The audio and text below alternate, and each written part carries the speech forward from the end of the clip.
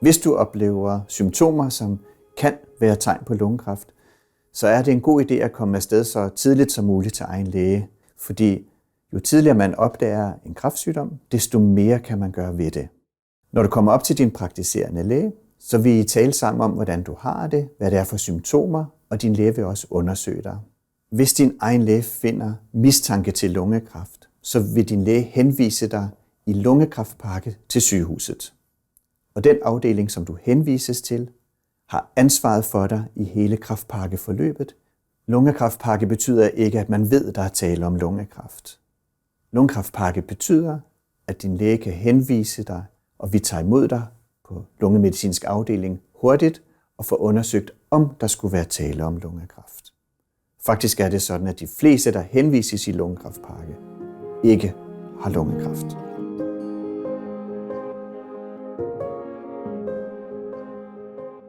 Så vil du møde sådan en som mig, som sammen med dig vil gennemgå og planlægge dit udredningsforløb.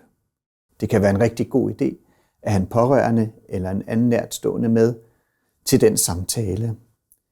Den pårørende kan hjælpe dig til at huske alt det, som vi siger, men også hjælpe dig til at huske på alle de ting, som du gerne vil have spurgt om. Et udredningsforløb består typisk af CT-scanning, måske en anden slags scanning, og så er det vævsprøve og svar på vævsprøven. Når alle de ting er færdige, så er udredningsforløbet færdigt, og det tager almindeligvis nogle uger. En CT-scanning foregår på en specialiseret røntgenklinik, oftest på et sygehus. Det er en ganske ufarlig undersøgelse, hvor man bliver lagt ned i en specialiseret maskine, som hedder en CT-maskine.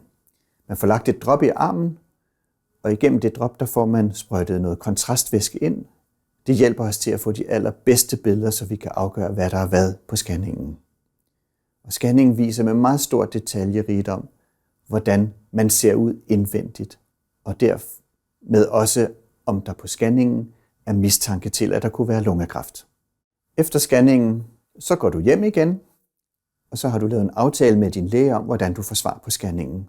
Når du taler med læge, så får du at vide, hvad scanningen har vist, og om der er behov for yderligere undersøgelser. Hvis scanningen så viser mistanke til lungekræft, så er næste skridt det er en vævsprøve.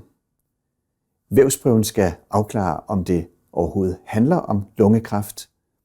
Og hvis det skulle være lungekræft, så afgør vævsprøven, hvad der så er den bedste behandling.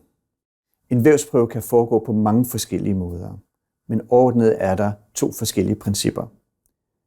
Man kan tage en vævsprøve ved en kikkertundersøgelse, det vil sige, man fører et tyndt kikkertapparat ned i lungerne og tager vævsprøver derfra, eller også så kan man få lavet en vævsprøve igennem huden.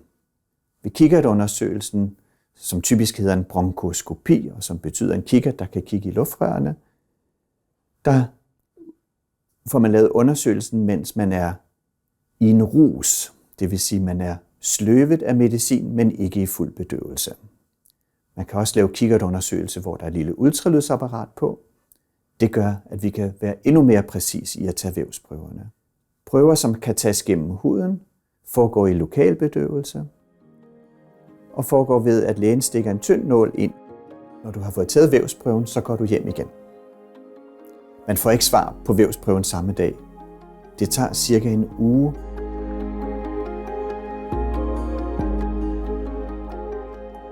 Du vil have aftalt med afdelingen om, hvordan du får svar.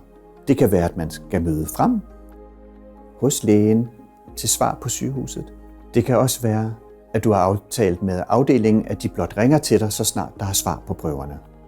Hvis alle prøver desværre viser, at der er tale om lungekræft, så er du stadigvæk i lungekræftpakken, og det betyder, at en læge som mig stort set tager dig i hånden og fører dig over til den afdeling, der skal behandle dig. Det vil sige, at vi har allerede talt med de læger, med de eksperter, der skal behandle dig. Så du bliver ikke ladt alene.